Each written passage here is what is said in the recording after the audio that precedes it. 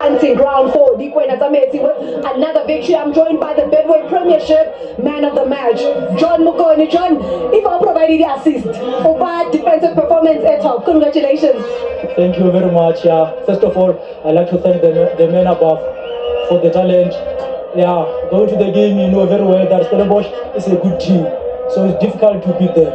So I'm happy for the performance. I'm happy for the teammate for the effort we put in this game.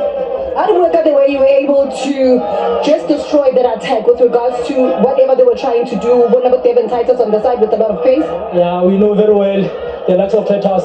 They are good in running behind the space. That's why, if you can see our formation, we play the three at the back so that we can have more cover. How did it work out the mentality change and got this team now from fighting relegation? We look at the log standings. Yeah, it's not easy, it's difficult. So we can see the role of the situation in the John. Thank you very much. John Mukoni, in the last game before the FIFA break, provided an assist to Lesogololo Mukoni, and today he gives it a solid defensive performance. I am now joined by his coach, Coach Owen Dagama. Coach, appreciate your time. In these types of games, you have to display a lot of structure, and that is what Magesi had today. Please tell me about your takeaway from this game. Yeah, as I said before the game, that you've got very, very quick players. Second man running, third man running, they're unbelievable. But their pace is something frightening, and we had to structure a lot of cover and make sure that we don't leave anybody a one-on-one situation. And I think the boys handled it well. They followed it to a T, and I was happy with the fighting spirit. If you defend well, you always have a chance of winning. And I thought they got something like 13 corner kicks in the first half. We defended them superbly. So I'm very proud of the boys, and all the credit must go to them. You look at the way the team has put in those defensive shifts. It's not the first time, but they continue on to build that momentum. Coach, this team doesn't score a lot of goals, but they've got a knack for scoring important goals. Yes, I think that's the most important thing. It's the first season in the PSL, and the team has been struggling a lot. And you just have to turn it around, and sometimes you don't win nicely, but you get the points. The most important thing is to win until you can take the team to another level. But for now, I think the most important thing is just to utilize the qualities that you have to the best that suits the team. And I think we play a formation and a structure that suits the players, and I don't try and play my structure. It's a Magesi structure. So it's very important that you study the opposition, you know them as best as possible, and you come up with a tactical plan. So we are happy that this time the tactical plan works very well. Does the conversation turn from a relegation battle to a fight in the top 8? No, I think we're still amongst the mix down there. We're under no illusions where we are and what we have to do, and we'll keep on fighting. Top 8 is not for us. We're far off that.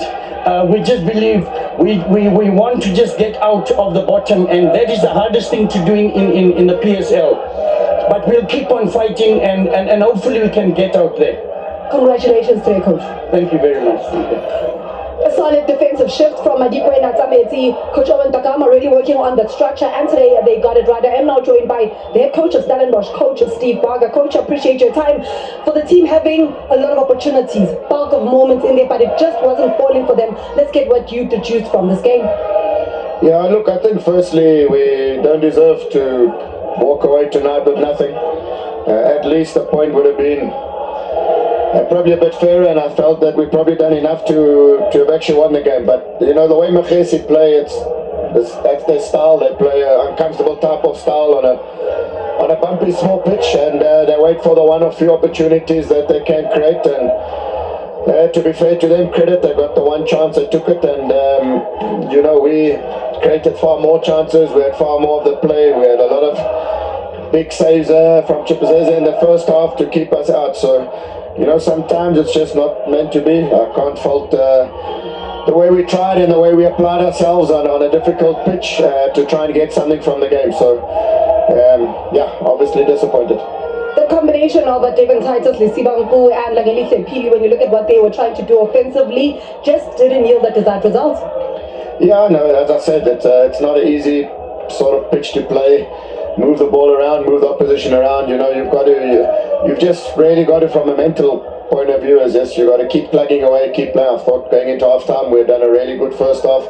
I was happy with that. I thought second half, if we just continue to apply ourselves, you know, eventually something could happen. Amount of set pieces we got, one or two of the chances we created. But yeah, you know, one ball in behind, we don't deal with it as well as we should, and Sibanyoni gets in and gets the goal. You know, they got behind the ball and just defended for their lives. So yeah, credit must go to them for getting their tactics right and just playing the way they do and getting the one chance, taking it. For us, it's about, you know, we've got to just get our heads up again. Big match coming up in a couple of days, and still a lot to play for in the league. Let's talk about the coach from leaving here. What does the plan look like? Because there is a big Cape Confed game on the cards. Yeah, I know. It's obviously get back to Cape Town tomorrow. Just dust ourselves off. Obviously, you never want to go into a game like that not winning, having not won. But you know, it's a different competition. It's a massive opportunity for us to be playing at that level in a quarter-final of Confed against the defending champs from last year. So you know, back in Cape Town Stadium, hopefully the fans can come out and, you know, get behind the team. And we're really looking forward to it. I think it's going to be a challenge for us, but a challenge that we're ready for. Thank you, Coach. All the best in your continental exploits. Thank you. The journey continues then for Stellenbosch. They will be in action in the CAF Confederation Cup in the coming week, but also now for Magesi, big result here. Tabang Sibanyoni coming off the bench and making sure that they keep all 3 points here at home, creating the Seshego Stadium into a fortress. Well, that's how it ends, 1-0 to the host, and that is Magesi up against the Stellenbosch Football Club. Well, from myself, Lerato Papo, is goodbye and take care.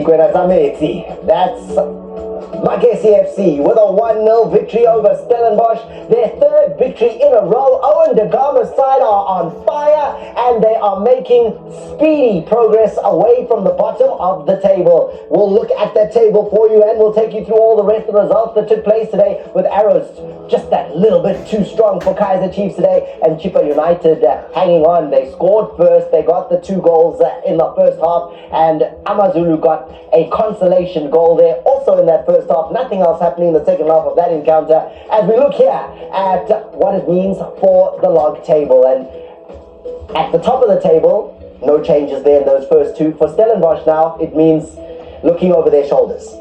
Yeah, it does. You look at their points with the TS Galaxy as well as Kukuni as well, so they're so tight, you know, and also number of games as well, not far from each other. So it's getting tighter and it's getting very interesting as to then who then will start dropping points going forward, because with all the games that are left. When we talk about the relegation, traditionally the number that avoids relegation is what, around 30 points, somewhere around there. And if you look at where Magesi are right now, the belief is going to start to be there that, listen, we are so close to that number. Yeah, it's remarkable what they've done, and this game typifies what they've done over the last number of weeks and months with Owen. Defensively sound. I think they've only won once, 2-0. Otherwise, the rest of their wins have been 1-0 wins. So, and that's all it really takes. Yeah. 1-0 today, and the last 3 games have also been 1-0. It was 1-0 against Stellenbosch, 1-0 against Golden Arrows, 1-0 against Richards Bay. This is what they specialize in, this Magesi side. So that's what's been taking place as far as the action at the Seshego Stadium is concerned. We're going to a quick break, but as we go to that break, take a look here at some of the heroics from Elvis Chipazeze as he did his part for an 11th clean sheet of the season.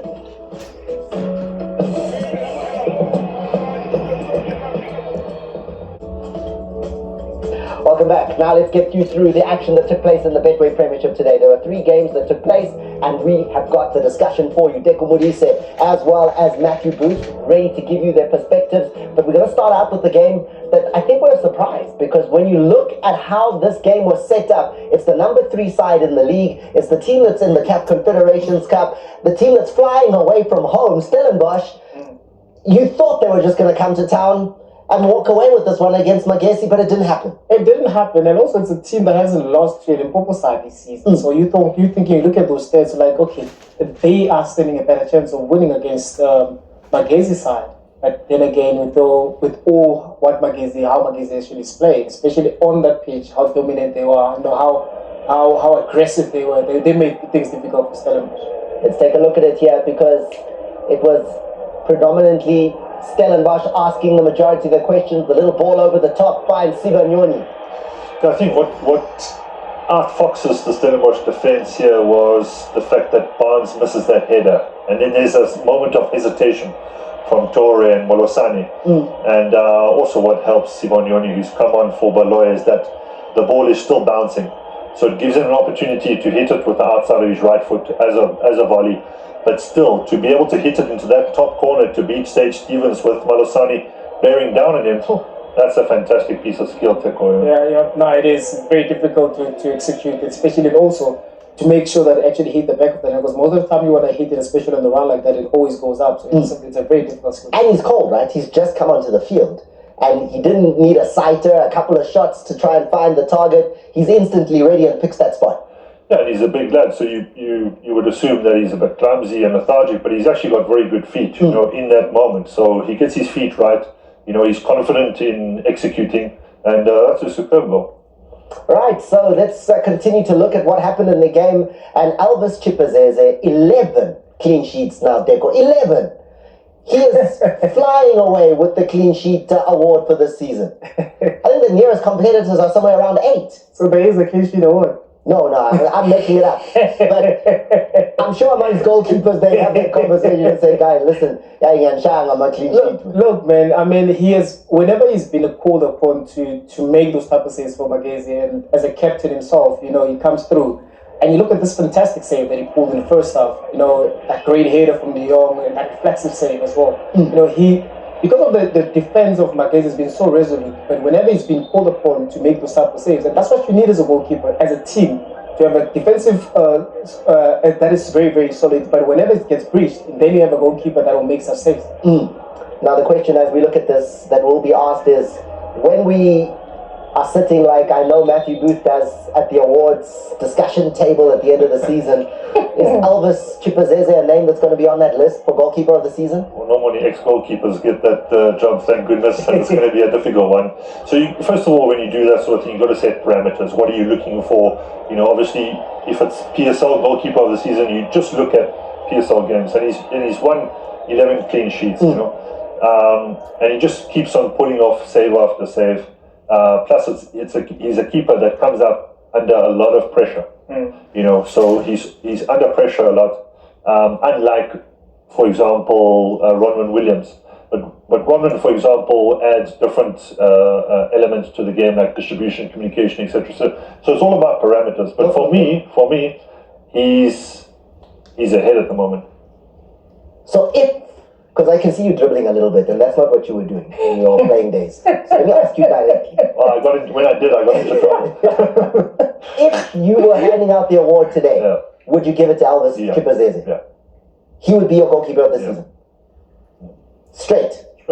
Done. Yeah, I'm not stuttering. It's him. No, okay. Yeah, you stutter. I'm just making sure. Deco, would you? I mean, I'm not in the panel. No. But you're on this panel. So, would you concur? What do you think about that particular award and how close Chipazeze might be to earning it?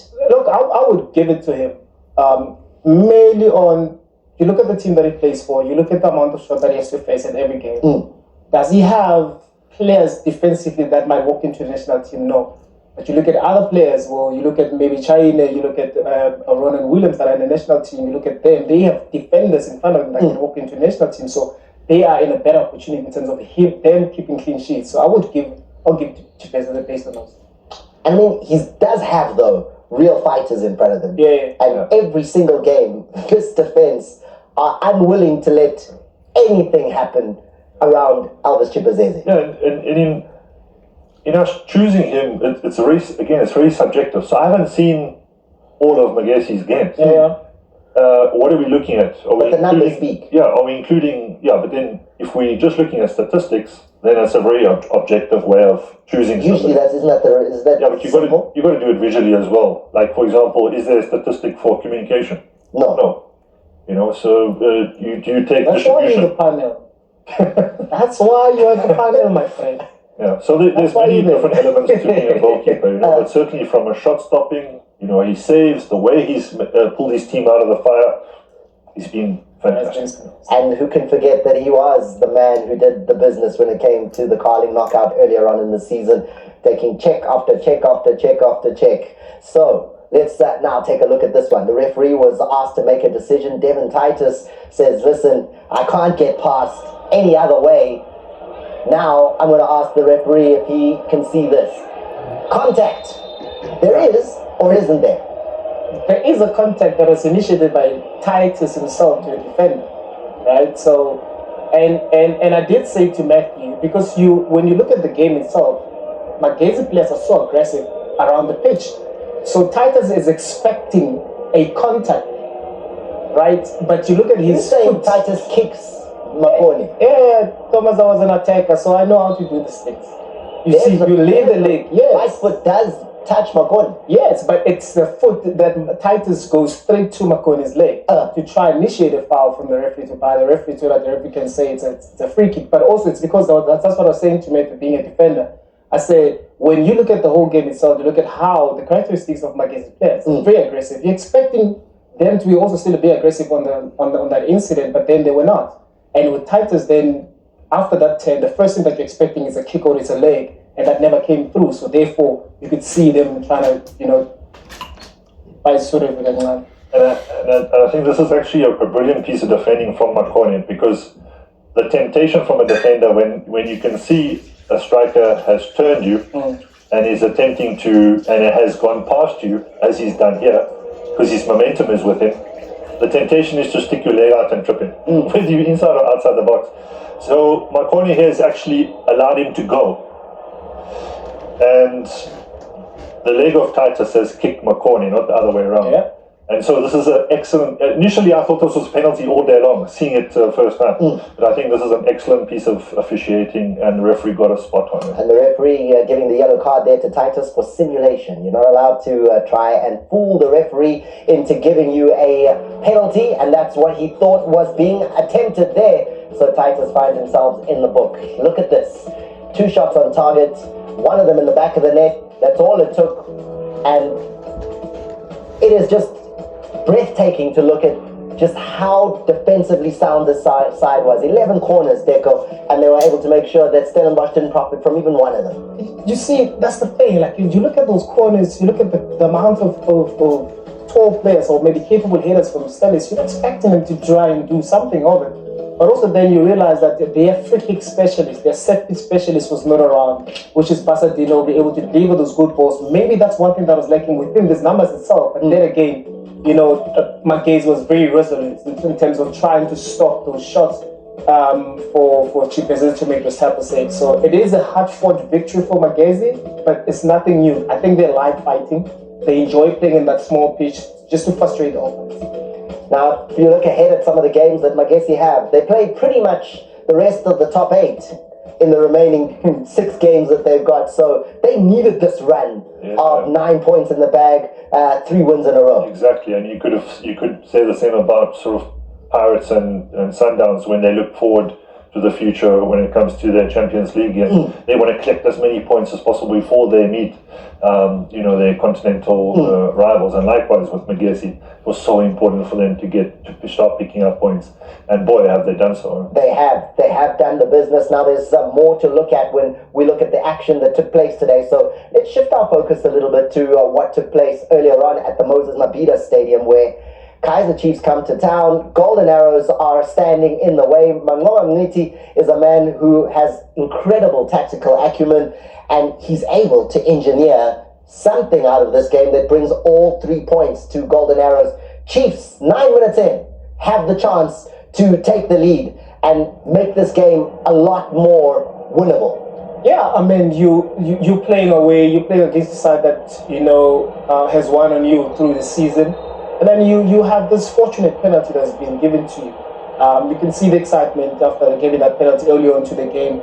Now you're thinking, okay, let's put the ball in the back of the net and actually start dictating, the tempo of the game. And here we did speak about how soft it looked. I don't think there was initial touch from Lelepo to actually go down. Now, there you go. Lukele is a man who's only started 4 games for Golden Arrows. So you can understand the temptation to want to do a little bit more. And he puts out a leg. Yeah, he's a fish out of water right back, and it was unnecessary of him to put out that left leg. There was no contact nevertheless. I think it was a soft poor decision from the ref, and kind of justice served, What Mark does wrong here is that he runs straight at the ball. And so when you're a right footer, you're almost always going to go to the right of the goalkeeper, to your left, to the right of the goalkeeper. So I feel that when he puts his head down, he then looks up and he sees Moava going the correct way. And when you've already chosen your spot, you tend to go a little bit wider or a little bit higher.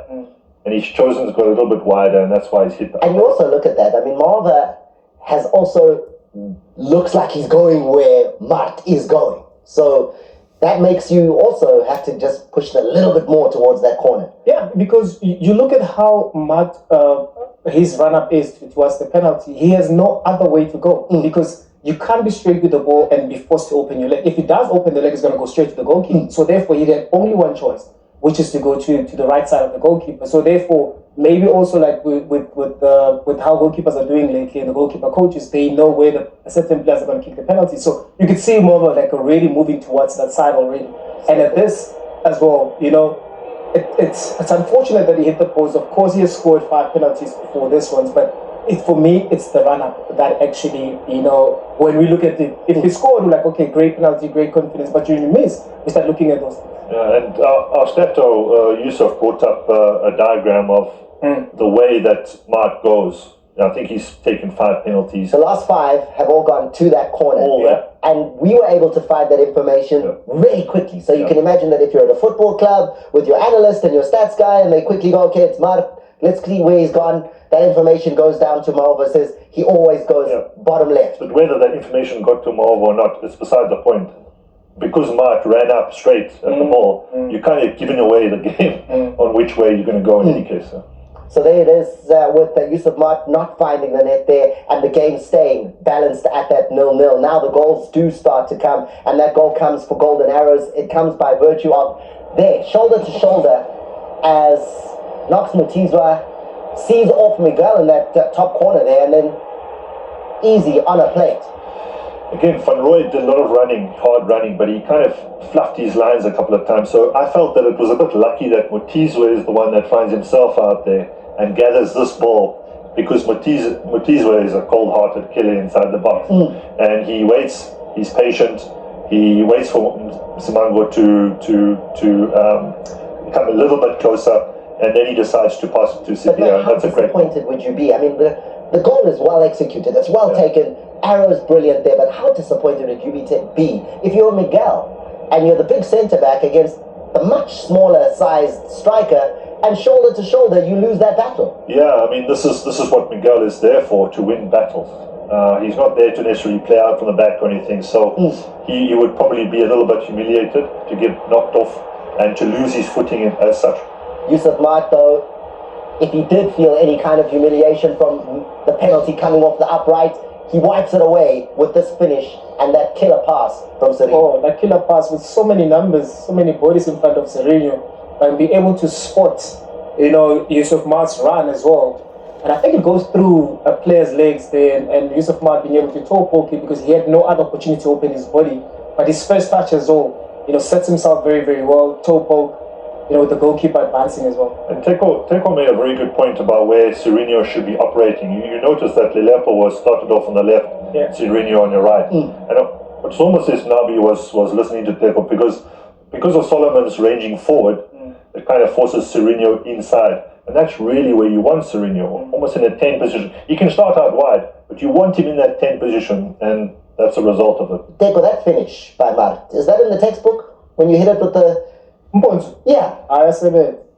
I know, Diasevens, I didn't my textbook. But also, you look at now, there's two golden arrows players that are coming in both sides. So you don't have an opportunity to open your body. And also it helps because the goalkeeper now is advancing. So now with that toe poke, it helps because of that. The goalkeeper always, they stretch their legs, they'll stretch their legs very open. So hey, dude, as long as you put the ball at the back of the net, that's all that counts. But also, if you're stretching slightly, you don't have an opportunity to side foot it or, either way. So the fact that he was stretching to get to it kind of made up his mind for him. He could only really toe poke it with the keeper coming out and the pressure from either side. And you also catch a keeper by surprise because he actually thinks, maybe I've got an extra second for that, and when it goes quick like that, no chance. Yeah, it does, because once the goalkeeper started bouncing, then Yusuf Mat, that's when he started kicking the ball. That's why it was so late for Moaba to actually go down to actually try and close it. But also, maybe in hindsight you can say, but there was pressure on both sides. You could have maybe delayed a little bit. Maybe that would have actually gave you an opportunity to make the save. But Yusuf Mat with the run, with the pass, I think he deserves a goal. And also remember the great Ronaldo Lima, that he used to like the little toe poke. Catch keepers sleeping all day long. You also remember Ronaldinho Champions League against Chelsea around the box with the dance with the toe pokes. That works. Toe poke is the one. He's back on level terms there. But before we move on to this next goal, though, Matt, I want us to quickly have a conversation because substitutions happen now. It's 1-1. Changes are made. You, I know, wanted to discuss one change that you thought really was impactful. Yeah, I think Tetra for Tele. I'm not sure what the reason was for Tele going off. He could have been injured or ran out of legs, but I just felt that 1-1, that was a little bit of a negative move.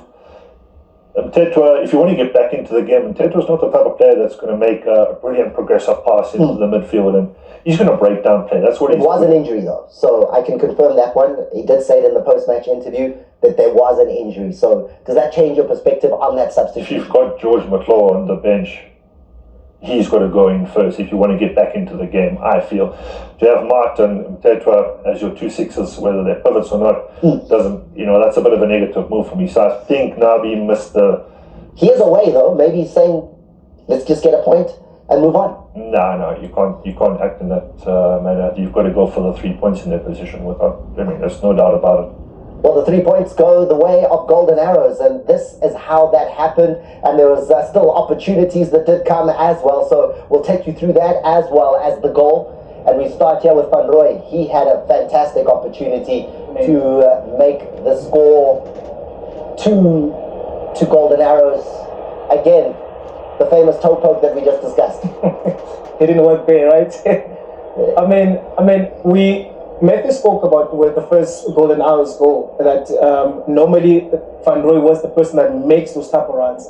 Here he finds himself 1v1. There is an option on the right hand side where Mochizo was, but also, the goal is just here. He used the wrong technique to be able to put the ball in the back of the net, and it's been the question as, it gives us so much stress in the defense. That started looking at it differently. And he's a player that gains momentum, like your Craig Martin. He's not a player, maybe 10-meter dash, but it's 20-40, they'll outpace you. And you look at him now today, the strategy, because he's a winger, Coach Mangoba plays him as a striker. He initiates the pressing, it releases Umutizo to play more or less as a false nine. What he does also, it brings in Sibia, not to play out wide, to actually come closer to that. And I think that's a strategy that worked. Also, luckily, because Coach Mangoba had 10 days to work with the team. And that worked as well. If you look at the first half when the Chiefs started to try to play from the back, he was the player that initiated those things. But it's not a player that you want to have those type of opportunities. You see the goal that Motizo created with Van Rooyen, because he had that type of opportunities, he's going to be unable to make those simple passes. And I think maybe that's one of the elements of his game that needs to improve. I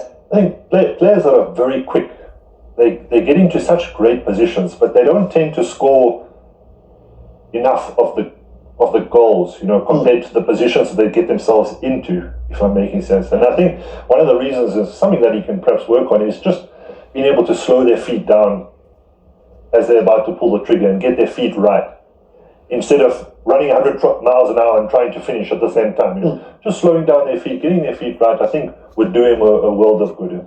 Then, the match-winning goal does come. Knox Mutizwa, man of the match performance today for him with the assist, and then ultimately the goal that he finds here as the hard work gets done out wide. And if that clip has to be frozen from that point, you would say there's no danger. Because there's 3v2, the ball's been kicked, Dove goes with Mtanti at the wing. So you think there's no danger here. Miguel is covering, so there's no danger.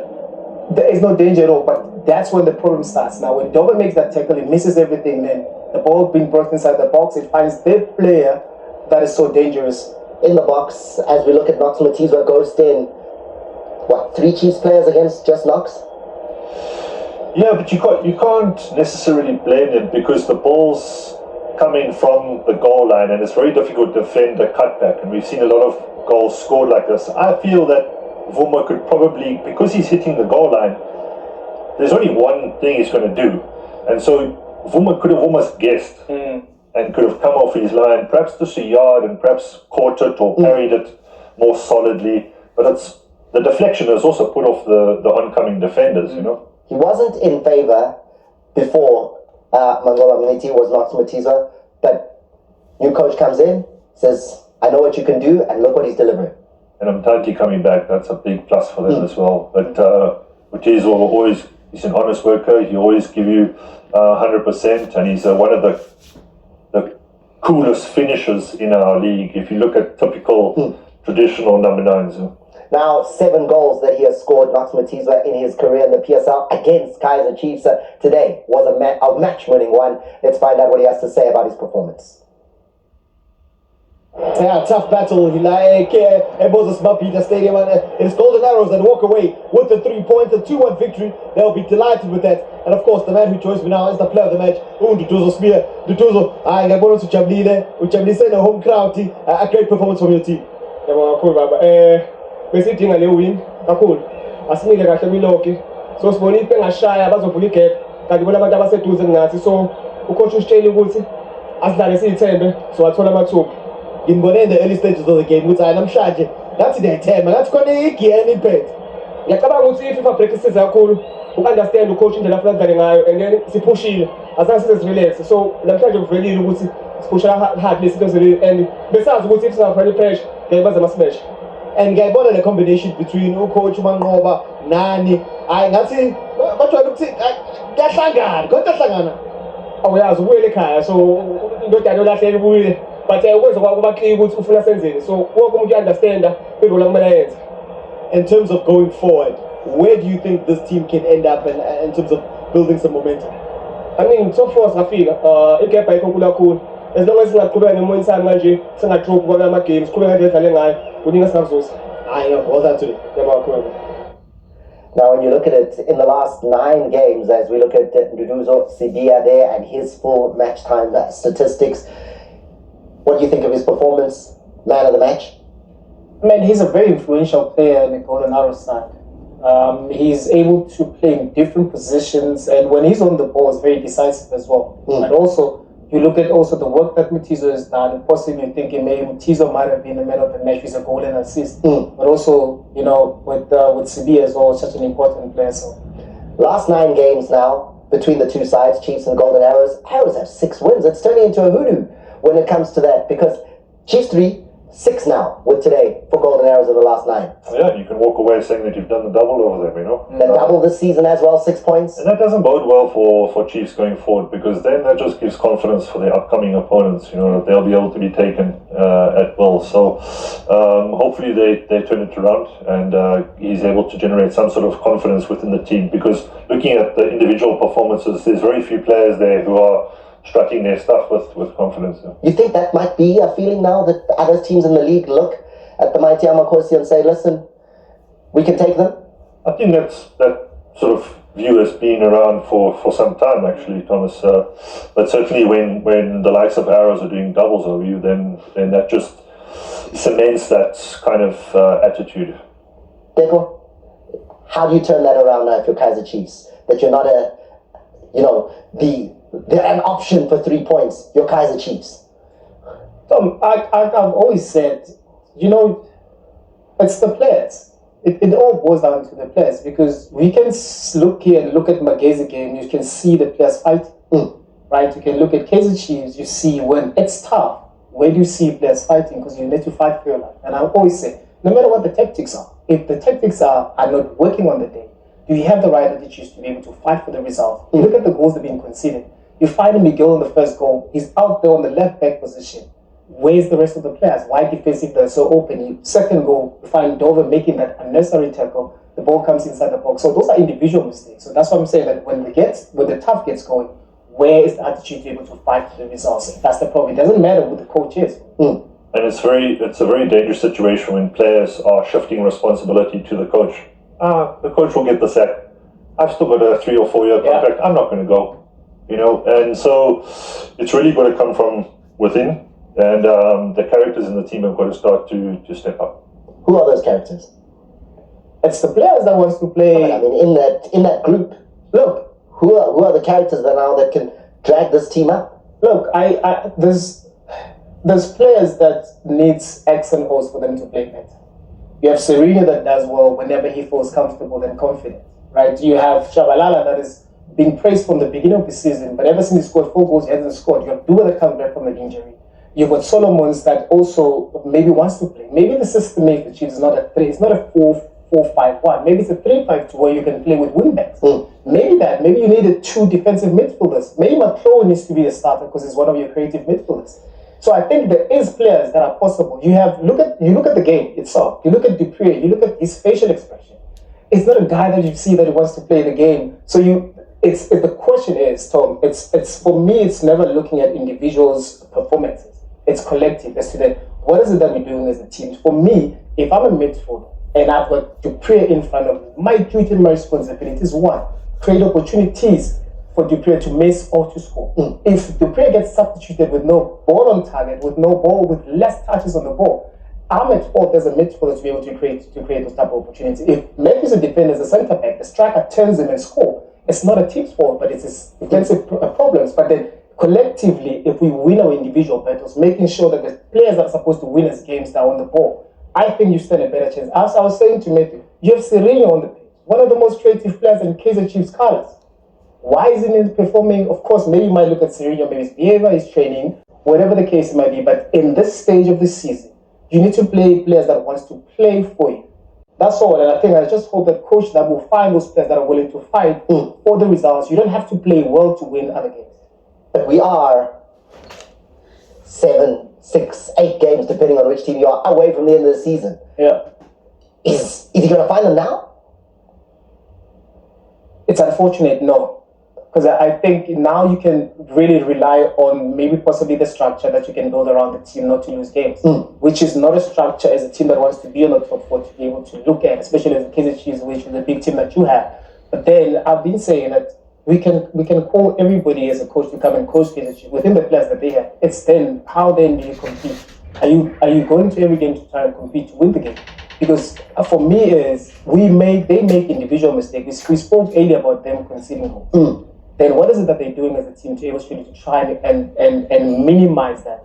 But also by minimizing that, it's all the chances that they create, are they able to convert? Because we can't be like looking at, in today's football, goals are not just coming from a striker. You're lucky if you have a striker that actually is a goal poacher, but necessarily you need to be able to have provision from all angles of the game because of those players. They find themselves within the system that they play. They find themselves inside the box to be able to try and score goals. And Chiefs have got characters, but when a team is going through a bad patch, you've got to have good individual performances so that those very same individuals can then go into the changing room and have a go at players. If you're not putting in good individual performances, for example, Mark, he misses a penalty, even though he's a skipper. Will he have the guts to go and have a go at the players tomorrow? Miguel, another experienced player, he gets pushed over. He's a cause for one of the goals. He's one of the more experienced players, but will he be able to now go into the change room tomorrow and have a go at the good players? So you've got to go in there with a sense of confidence. The more experienced players or the real characters of the teams who I know, Peterson, he hasn't been playing. Morris has just arrived. Samango hasn't played a lot. Pele has just arrived. So the characters perhaps are not in a position at the moment to have a go and get the ship straightened out and on the right track. But the moment is now. If you're going to stay in the top 8 and your Kaizer Chiefs, tell us what you think. Hashtag SSDisky is where you can have that conversation with us. Can't wait to hear what the coaches had to say after the game. Let's find out. Yeah, we are now joined by the Kaizer Chiefs coaching staff, Coach Nabi and Coach Kazi. Coach Nabi, a tough loss to take. For a large part of the game, you guys played really well. Yes. Je pense qu'on a bien contrôlé la deuxième mi-temps, la première mi-temps plutôt, on a contrôlé tout le match. Il fallait marquer dans cette première mi-temps, on n'a pas exploité cette dominance. Bien entendu, quand tu n'exploites pas cette dominance, l'adversaire, deuxième mi-temps, avec la blessure de Tepo Sele, on a été un peu désorganisé. L'adversaire était meilleur que nous, surtout à l'entame du match. Et il a eu un but. Au moment où on a repris notre organisation, on était meilleur contre le cours de jeu. Après, on a voulu chercher la victoire. On prend encore une fois un but sur contre-attaque. Après, la suite, vous savez, quand vous prenez un but 75e minute, c'est difficile vraiment de revenir. We felt that we controlled very well the first half. We were in a good moment, and we feel that that's where we should have scored goals, because we were in a better position. When we came from the second half, the injury of Tabosele made it a little bit difficult in terms of organization, in terms of liaison between the defensive and the attacking players. But when with the changes that we made, we felt that we were coming back into the game, and then you concede a goal from counter-attack or transition, and 15 minutes before the end, it's very difficult to come back. I'm sure very disappointing to concede 2 goals in a similar manner, especially when it almost came across like it was goals that you could have avoided, coach. Contre-attaque. Non, des buts qu'on prend de la même manière et qu'on pense qu'on aurait pu éviter. Je suis tout à fait d'accord avec lui, c'est des fautes individuelles, il faut être attentif, on a parlé de ça. Mais ce qui nous a le plus aujourd'hui, c'est vraiment, je ne peux pas en vouloir mon joueur parce que, comment il s'appelle là, Douve, c'est pas un arrière-gauche. Et aujourd'hui, sorry, Cedric, I explain in English.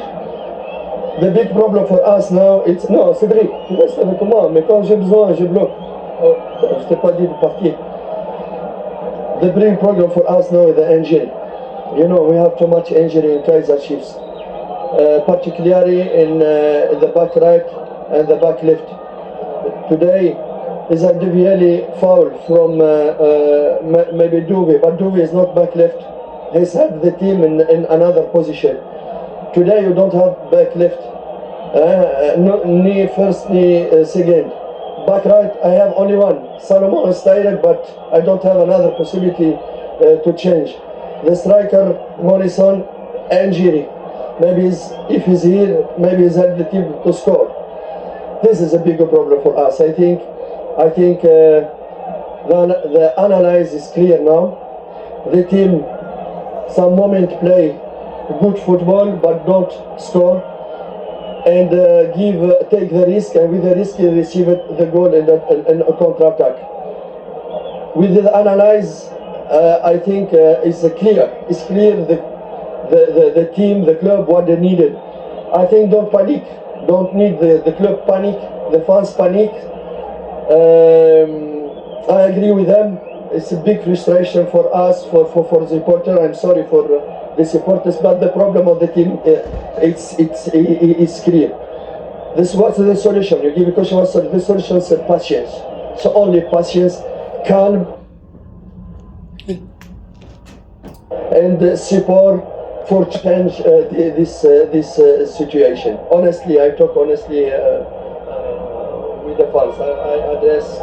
I'm addressed to fans. Coach, hard luck today. I'm sure you're disappointed. Yeah.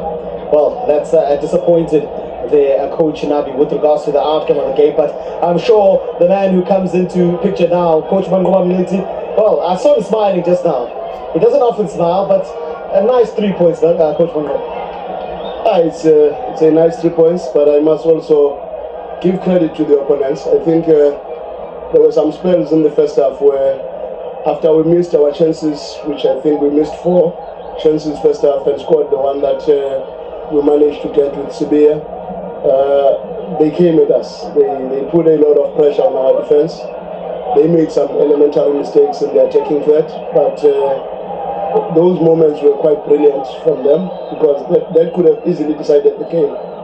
And that's why at halftime I had to make 2 changes, because I felt they were a little bit better in terms of the tempo in the midfield, and it was important for us to make sure that we contain them, but we're also playing on their faces all the time. We put a lot of pressure on them. I was very happy with how we started the second half, and again, I'm happy that after scoring the goal, again the old mentality of wanting to sit in instead of continuing.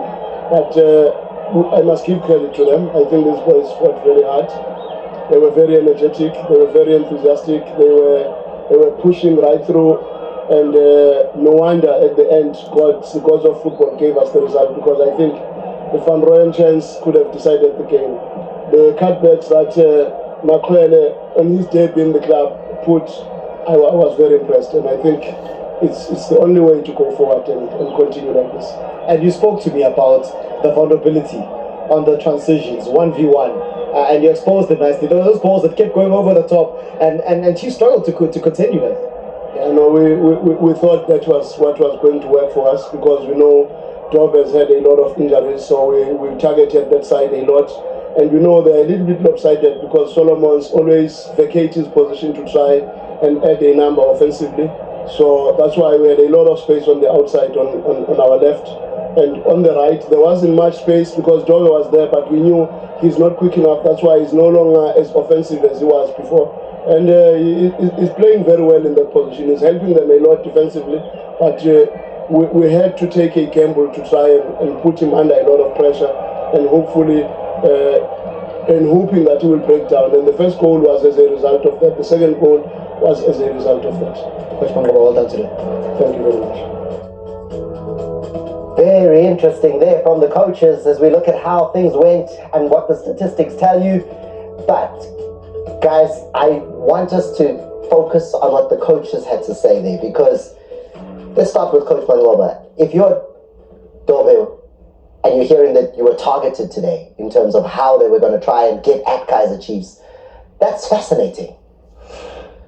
Well, I think the opposite coach admit that he's a temporary left back. I think the older he gets, the more he should be playing as a left-sided centre back, and he's still a very good player with a lot to offer. But he's not in the modern day football, you expect a lot from your fullback, and he's not going to give you a lot going forward. So, in an attempt for him to get forward, that's I think where Mangaba was talking about exploiting in behind the space again in behind Solomon's as well. So when you talk about players that Chiefs are missing, I would probably look at a Frosler as well, who's more of an attacking left back, right back.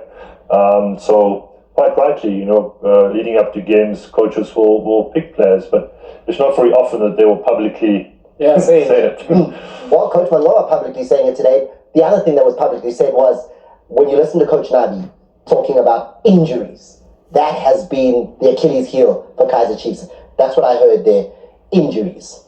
And to be honest, he's been struggling with that the whole season. He never really has a consistent team to go 3-4 games with the same team. It's always injury, suspension. So he hasn't really get his best 11 yet. But then again, it's the best players. You've got 10 days to prepare for this game. When you've been given an opportunity to start, and I think those are opportunities you need to give. For the fact that Taylor comes out, Kaizer Chiefs will fall off, it's a problem.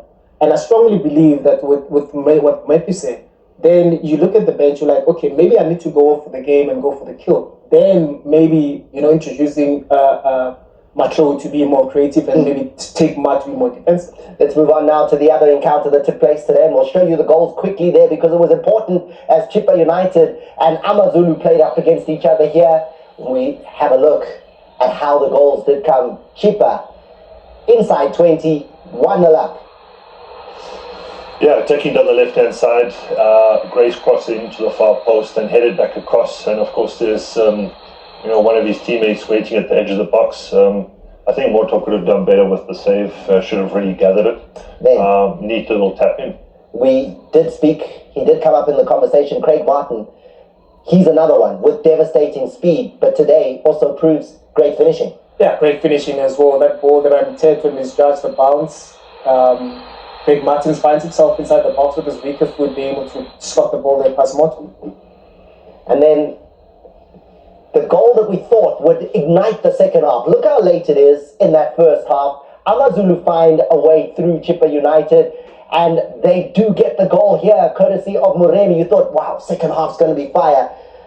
They weren't able to add to the scoreline. Chippa were able to hang on to all of the points and take 3 points from this encounter in front of that big crowd in Buffalo City. So there you have it as far as the action is concerned. Tomorrow, Polokwane City, Richards Bay, Galaxy take on Marumo Gallants, and then SuperSport United under their new coach in Andre Aronsa will be taking on Cape Town City, who also themselves are under new coaching staff there. So that is going to be fascinating. Stay with us for that action. Thank you very much to Matthew Booth at the far post and Deko Modise closest to me, gentlemen. It's been a pleasure being with you today. I'm your jersey number 10, Thomas Mlambo. Thanks for being with us. Lise Gazi.